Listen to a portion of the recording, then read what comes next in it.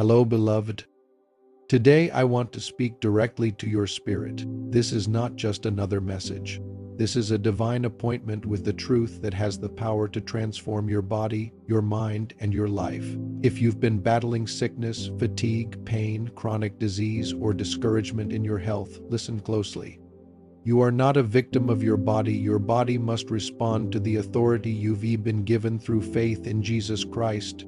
You are not your diagnosis. You are not your symptoms. You are not your lab report. You are a child of God, made in His image, redeemed by His Son, and seated with Him in heavenly places. That means sickness has no legal right to stay in your body. The Word of God says in Isaiah 53:5, "By His stripes we are healed." This is not a poetic phrase, it is a legal declaration. On the cross, Jesus bore your sickness just as surely as He bore your sin. The whipping post was not in vain. Every lash across His back paid the price for every form of affliction you could ever experience. Therefore, healing is not something you are begging for. It is something you are enforcing. Mark 11:24 says, "Whatever things you ask when you pray, believe that you receive them, and you will have them." That means faith does not wait for evidence in the physical before it believes. Faith sees the answer before it comes. Faith calls what is not as though it were. Faith speaks, acts, and walks as if the healing is done because in the spiritual realm it already is. Faith is not positive thinking, it's not hype, it's not willpower. It is spiritual sight, the ability to see beyond the natural and into the supernatural reality that already belongs to you. Romans 10:17 says, "Faith comes by hearing, and hearing by the Word of God." That means your faith is growing even now as you hear this word. In the same way that you can train your muscles, you can train your faith. You can rewire your thoughts, reprogram your inner identity, and align your beliefs with divine truth. Science confirms what Scripture has always declared: your thoughts are creative forces. They shape your identity, your chemistry, your emotions, and yes, your health. You may have heard teachings about the power of belief and imagination. Some say you become what you think about. This echoes a spiritual truth found in Proverbs 23:7. As a man thinks in his heart, so is he. If you see yourself as weak, broken, and sick, your life will match that vision. But if you renew your mind with God's Word and see yourself as healed, whole, and strong in Christ, your body will begin to follow suit. Jesus never once prayed for healing in a passive tone. He never said, "Lord, if it be your will." When it came to sickness, He spoke to the disease. He rebuked the fever. He commanded the demons. He laid His hands on the sick and declared, "Be made whole." He did this because He knew the Father's will and He revealed it. God's will is healing every time, for everyone who believes. James 5:15 says, "The prayer of faith will save the sick, and the Lord will raise him up." Not the prayer of desperation, not the prayer of doubt, but the prayer of faith. Faith is the bridge between the invisible and the visible. It is the evidence of things not seen. When you release faith-filled words, you are not hoping for a miracle, you are enforcing one. Faith is not passive, it's not silent, it speaks, it acts, it moves mountains. Jesus said in Mark 11:23, "Whoever says to this mountain, 'Be removed and cast into the sea,' and does not doubt in his heart, he will have whatever he says." He didn't say whoever wishes or whoever thinks. He said whoever says. Your words are not casual, they are spiritual weapons. Now I want you to see this. Your mind is the gateway through which faith travels. If your thoughts are filled with fear, confusion, or unbelief, it blocks the flow of divine power. That's why Romans 12:2 says, "Be transformed by the renewing of your mind." You have to uproot the old images of defeat and replace them with a new mental picture, one where you are running, smiling, healthy, energetic, and filled with life. God designed your imagination to be used for faith, not fantasy, but faith. When you close your eyes and see yourself healed, walking in strength, climbing stairs, breathing freely, dancing in joy, you are activating spiritual law. You are aligning with God's vision of your life. And when your inner image lines up with God's Word, miracles begin to happen. you must also understand that identity plays a major role in healing. If you see yourself as a sick person trying to get better, you are always one step behind your miracle. But when you identify as a healed person resisting sickness, you operate from victory, not for it. The moment you were born again, your spirit was made whole, and your body is instructed to obey the voice of your spirit. Healing doesn't start in the body, it starts in the heart. The body only mirrors what the inner man believes. That's why Proverbs 4:23 says, "Guard your heart above all else, for it determines the course of your life." Guard it against fear, guard it against hopelessness, guard it against toxic words, fill it with the truth of the word. God has not called you to beg, He's called you to believe. And when you believe, you speak. And when you speak with faith, the invisible becomes visible. You're not waiting for heaven to respond. Heaven is waiting on you to agree. So today, let this truth settle in your bones. You are already healed.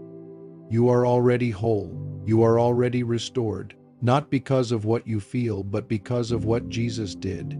His finished work is your foundation. Right now, prepare your heart for the prayer of authority that follows. It is not a wish. It is not a plea. It is a declaration. Just like Joshua commanded the sun to stand still, we will speak to your body.